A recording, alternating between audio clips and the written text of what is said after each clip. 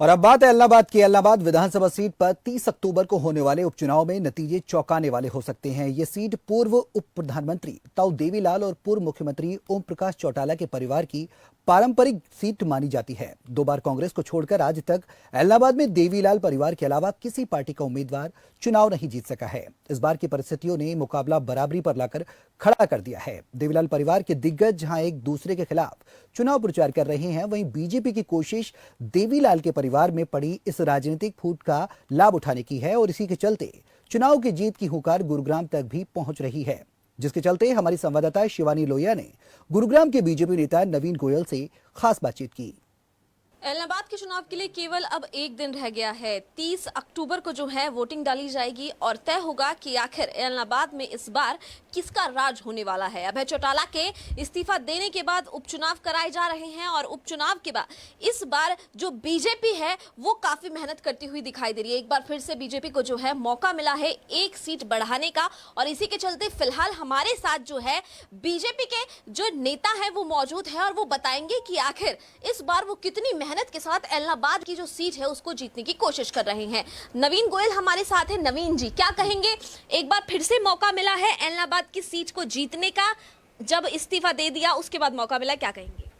देखिए, जैसा आपने कहा कि राज किसका आएगा, मैं सबसे पहले तो ये कहना चाहता हूँ कि राज हमारा ऑलरेडी है और इस टेन्योर के हमारे 3 साल बचे हुए हैं। इलाहाबाद की सीट की बात करी थी मैं। जी, इलाहाबाद की सीट के लिए मैं ये कहना चाहता हूँ कि वहाँ के लोग जागरूक हैं और वहाँ के लोग, मुझे पूरी उम्मीद है कि लोग विकास के अंदर भागीदारी करेंगे।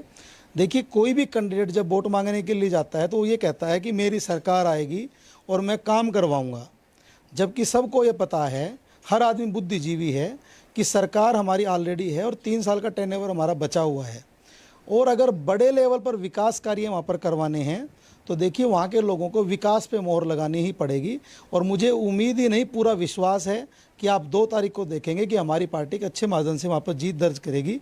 और जो समाज सेवी कह लूँ या हमारी पार्टी के इतने अच्छी कैंडिडेट गोविंद कांडा जी वहाँ पर एक विकास की लहर लेकर आने का काम करेंगे और मैं मानता हूँ कि वहाँ पर एक नया इतिहास लिखा जाएगा। अच्छा, आपने गोविंद कांडा की जैसे कि बात की है, गोविंद कांडा के बारे में बात करेंगे। क्या बीजेपी के अंदर कोई ऐसा उम्मीदवार नहीं था जो इलाहाबाद को स्ट्रांग दिखा सके? बीजेपी के पास जो पैराशूट से एक दूसरी पार्टी का उम्मीदवार लाया जाता है, पहले दिन उसको जो है बीजेपी ज्वाइन कराई जाती है और फिर उसके बाद उसको बताया जाता है कि हमारा उम्मीदवार तो गोविंद कांडा है।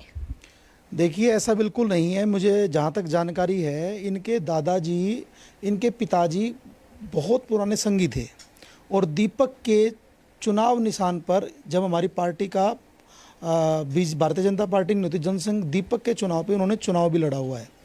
देखिए, पार्टियों के अंदर नए नेता शामिल होने का काम भी जारी रहता है और ये बिल्कुल गलत है कि वहाँ पर कोई भी हमारे पास कैंडिडेट नहीं था। हमारी पार्टी के पास 17 एप्लीकेशंस आई, लेकिन सभी एप्लीकेशंस को हमारी पार्टी के संगठन ने, माननीय मुख्यमंत्री जी ने, जो आला अधिकारी और नेता हैं हमारे, उसके बाद एनालिसिस होता है और नो डाउट उन्होंने बहुत लंबे टाइम तक, खासकर कोरोना में भी बहुत लंबा अच्छा काम किया और वहाँ के क्षेत्र के लोगों की डिमांड भी उस कैंडिडेट की थी। तो मैं मानता हूँ कि अच्छा उम्मीदवार हमें और मिला है और उन्होंने पार्टी की सदस्यता लेकर के प्रॉपर तरीके से पहले टिकट अप्लाई किया, उसके बाद हमारी पार्टी ने टिकट दिया है। नवीन जी, एक लास्ट कमेंट चाहूंगी इलाहाबाद चुनाव पर। क्या कितनी वोटों से जीतने वाले हो अब की बार? देखिए, जीत तो जीत होती है, चाहे 1 वोट से हो चाहे कितनी वोट से हो, लेकिन मेरी उम्मीद और हमारी पार्टी के जो वरिष्ठ नेताओं ने जो आकलन किया है तो करीबन 10,000 के मार्जिन से हम जीतने जा रहे हैं। बिल्कुल, धन्यवाद। ये थे हमारे साथ नवीन गोयल, बीजेपी के नेता, जिन्होंने हमें बताया कि इस बार जो इलाहाबाद चुनाव है वहां के समीकरण किस तरीके के हैं और इस बार ये लगभग, इनका आकलन ये है कि 10,000 वोटों से इस बार जो बीजेपी है वो शायद इलाहाबाद में अपना झंडा गाड़ ही लेगी। अब देखने वाली बात ये होगी कि आखिर जो बीजेपी है वो अपना झंडा गाड़ने में वहां पर कामयाब हो पाती है या फिर नहीं। कैमरामैन अनिल मंगला के साथ मैं शिवानी लोहिया, खबर फास्ट के लिए, गुरुग्राम। उधर 3 कृषि कानूनों को लेकर पिछले